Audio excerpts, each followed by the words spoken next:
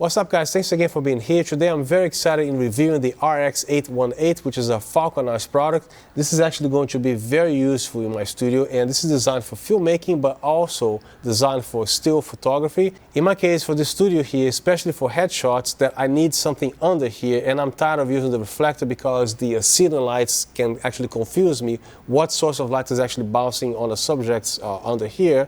So this actually is perfect because it is very thin and I can still fit this under the subject with a softbox. I just have to get used to this new thing that I'm doing here, because usually for headshots and portraits I usually use strobes for everything, because before you take a picture you're gonna see a huge light from underneath and not so much over here from the modern lights. But this again is actually a very nice addition to my studio. So this is gonna save me a ton of trouble here. So stay tuned, don't go anywhere, I'll be right back.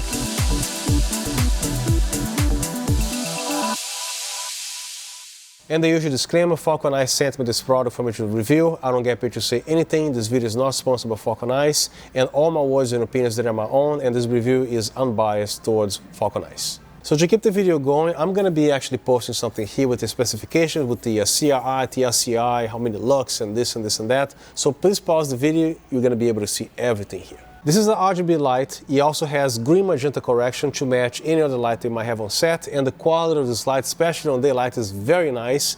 But keep in mind one thing, because in post-production, whatever LUT they use, or for example, I have a Canon EOS R3, and I actually use my favorite picture profile, which is Cinetech. It just provides a nicer image somehow, instead of shooting on neutral of the built-in or any built-in preset on the camera.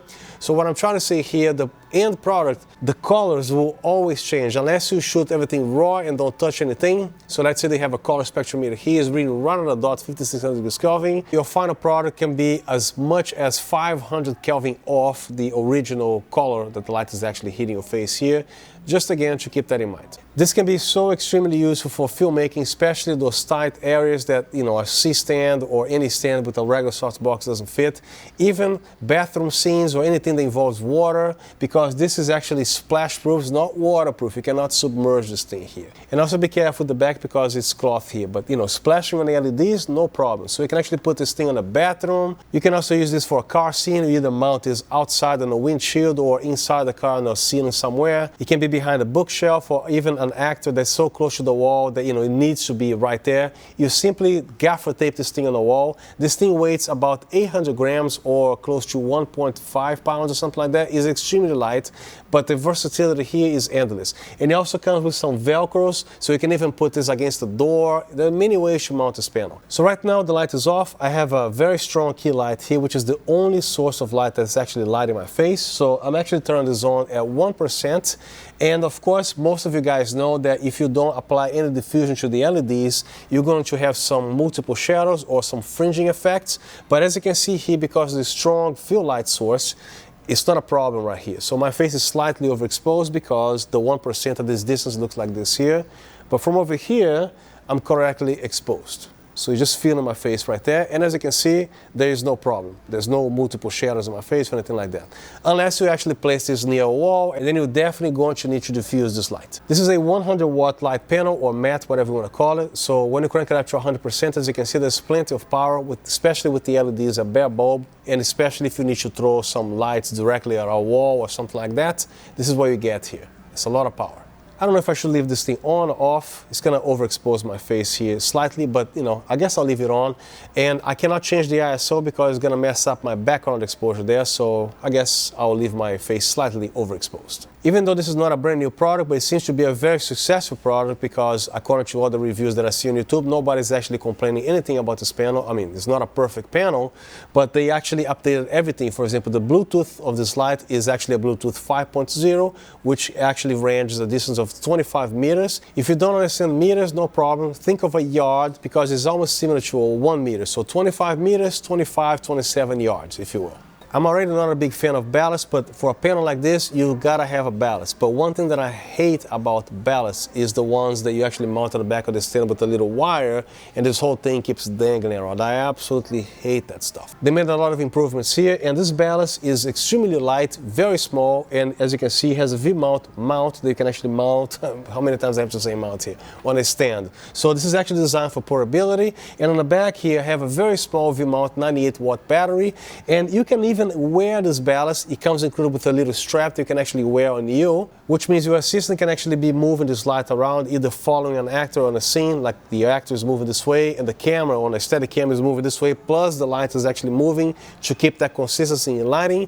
Also for wedding cinematographers, when the bride is actually taking a gorgeous pictures of sunset, this light is bicolor, so you can actually match whatever tone of warm colors or daylight or super cold, whatever you want to do.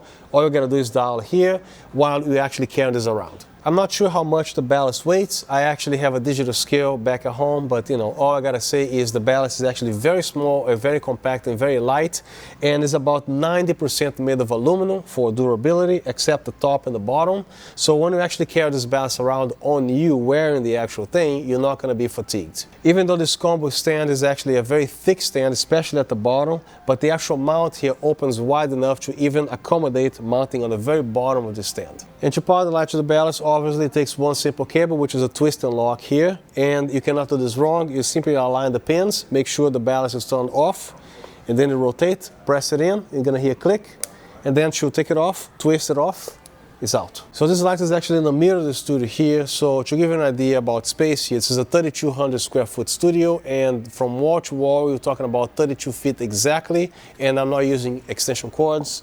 So here's the length of the power cord. So plenty of reach to any outlets. Even though everything seems to be well laid out and organized in the menu settings here. So everything here is quite simple to understand. So you just press the top button here, and then you have the white mode, RGB mode. Yes, this is also an RGB panel. It has everything that I want, probably everything that you want. And also the HSI mode, gel mode, the effects, and also the settings. I'm gonna show you guys here in detail briefly inside this ballast here, but for right now, just letting you know that this can actually be a little confusing pressing these buttons here because they seem a little bit of an old school with the arrows and all. I'm not sure if you guys actually watch YouTube this way or this way. I actually watch this way, right? So sometimes you guys maybe forget to give me a little support here by like, sharing, subscribe, all that good stuff, because it takes so long to make these videos, and all I'm trying to do here is to get you some content so you can actually decide what gear you should buy for your production. So I would really appreciate if you guys give me a little bit of support. Thank you so much. And I also have affiliated links with B&H and Amazon. So all that does is to tell B&H and Amazon that somebody bought a little something from me here, and I receive a tiny little commission, and it doesn't cost you anything extra. It's just a link specially created for YouTube creators. Thank you so much. So here's the top of the ballast, which features your DMX in and out, obviously the power switch and the DC output. And also here is where you power the light, which features a power connector. And it also features a little rubber tab, which is great to keep dust and debris from entering here. I wish you could have the same thing going on in there. And here's the actual cable. You simply twist and lock. And this cable, all you have to do is to align and the twist and lock as well. And to remove, you just twist this part and lift it up. To switch between AC and DC, I recommend that you always power this off. So in this case, I'm going to be using DC only, so remove this out of here. Now, one thing to keep in mind is see how close the actual eject mount from the V-mount holder from the ballast is. So make sure you don't press this button, right? So the ballast doesn't fall. So here's the actual button. So insert the V-mount battery, and then you power on the switch. And here's a quick look at the back of the panel, and this is actually a splash-proof panel on the front, so be careful not to splash water in the back, because if you roll this and it's stored humid, you know, bad things can grow out of here, right? So be careful, but it is splash-proof. But here's the back of the panel. It does not reflect any light, and everything is nice and sturdy. As you can see, it's a very solid assembly here, and very lightweight. And I actually like cable management, because when I go on a set, I don't like my cables all over the place, because aesthetics to me is everything, especially when I actually have a lot of equipment around. Everything looks nice and neat, right? So here's what it looks like. And of course, you can actually have a V-mount battery, and everybody asks me the same question every time I show something that has a V-mount capable unit here. So how long can you actually run this light? It's very simple. This is a 100 watt unit, and this is a 98 watt hour V-mount battery. battery. Let's round everything to 100 watts, okay? So at 100%, 100 watts divided by 100 watts, you actually have 1 hour of operation, assuming your V-mount battery is in tip-top condition and well maintained. And of course, doing the very simple math, if you actually use 50% of this panel with the same 100 watt hour battery, you're going to be running this light for approximately 2 hours. 25%, 4 hours. And this thing is feather light, and to mount this here takes seconds and will also allow you to rotate vertical or horizontally. And also keep in mind that the maximum tilt that this bracket will allow is right here. So you obviously can tilt it up this way or all the way back here, but when you actually drop it down, this is as far as it will go. You have to use this on a C-stand or anything that allows you to tilt even further. This can be negative for people that wear glasses, and you can actually have a lot of glare here. This ballast also features a V-mount lock. You gotta make sure you hear that click before you let it go, right? So you hear that click, it's safe. With the ballast, you also come with this little strap here. So if you want to wear the ballast for maximum portability, you just connect everything here and you're good to go.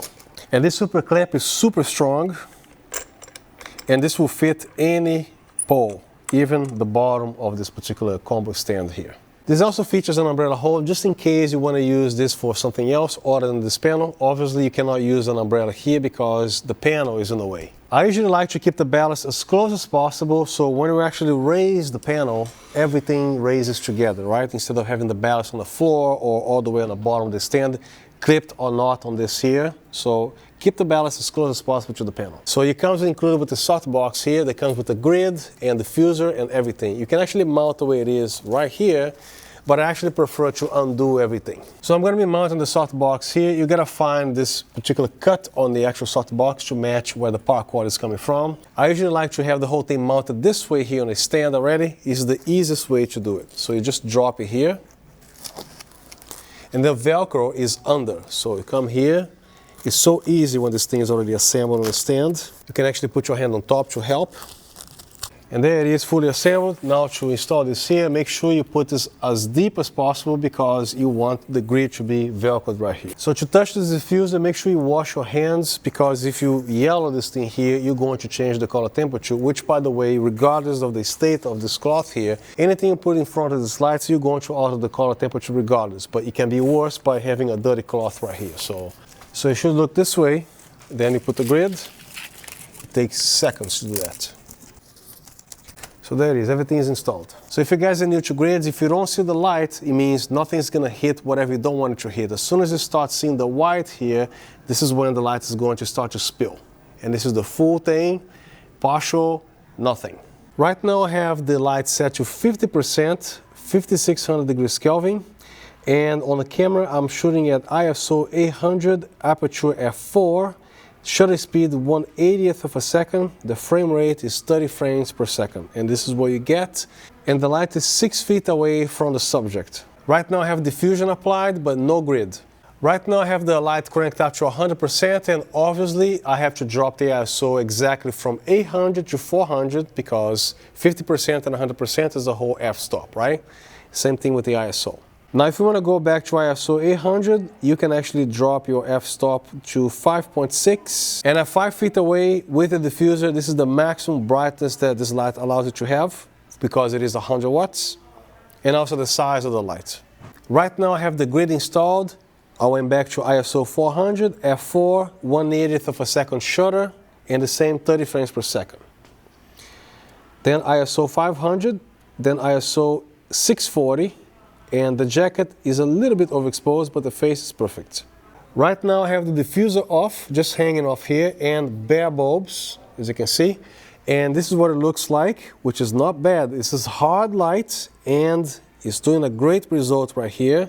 And exposure-wise, I'm at ISO 320, f4. The shutter is 1/80th of a second and 30 frames per second.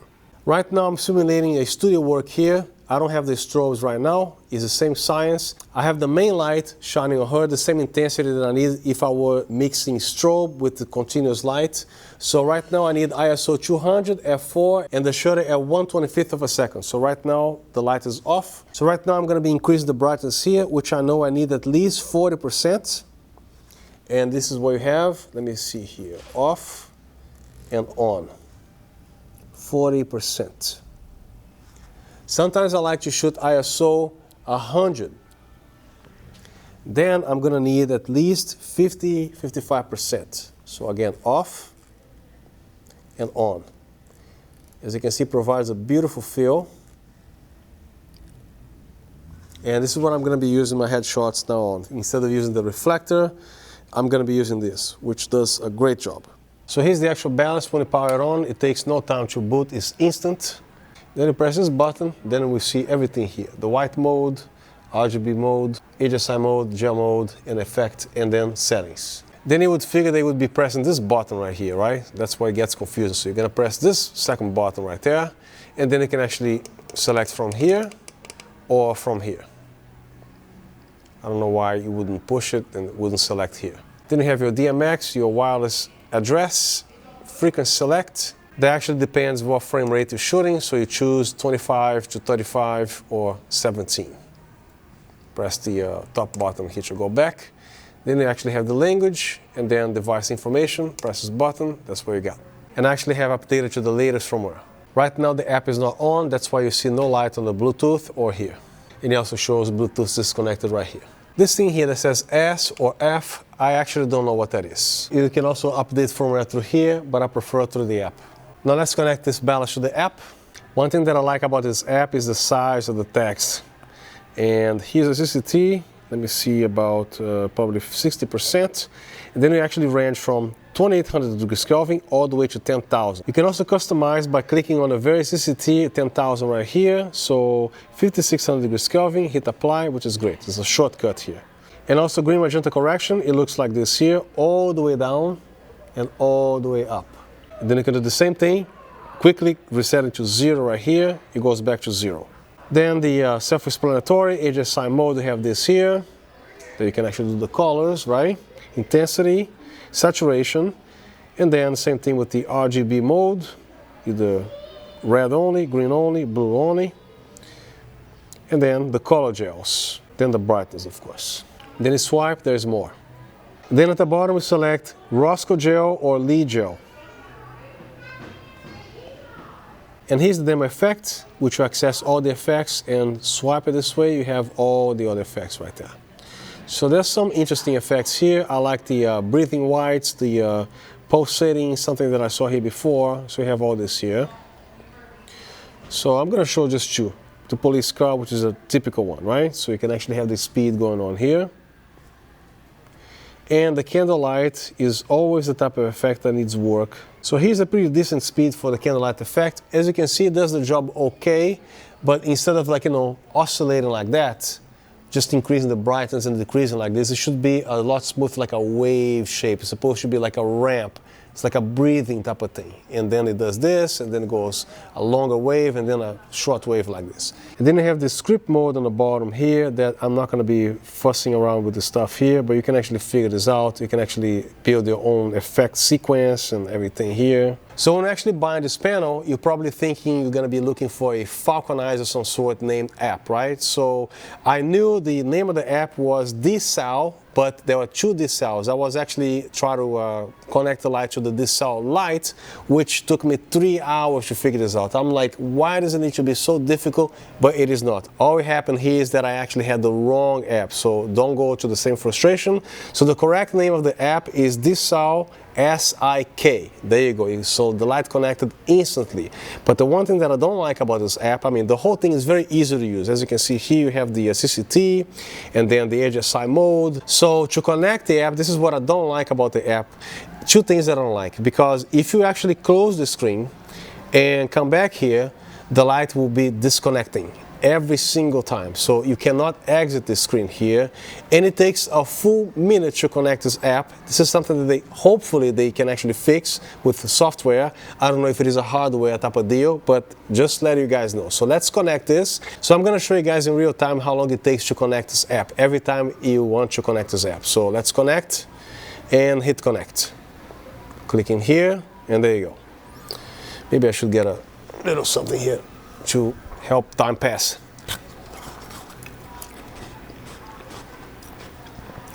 This is a banana flavor popsicle. It's very nice. Still connecting.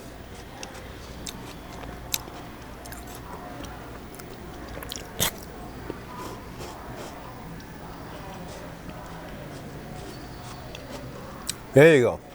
So let me show you guys some settings here that you can also do. So all the way on the top right, click on the three dots right there near the Bluetooth.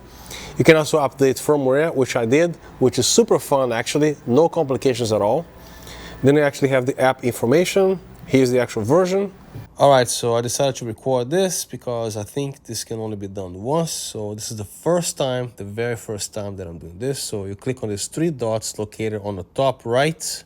Firmware updates. Let's see what happens. Okay, let's download this. I'm gonna speed it up here, of course, because this is gonna take a while.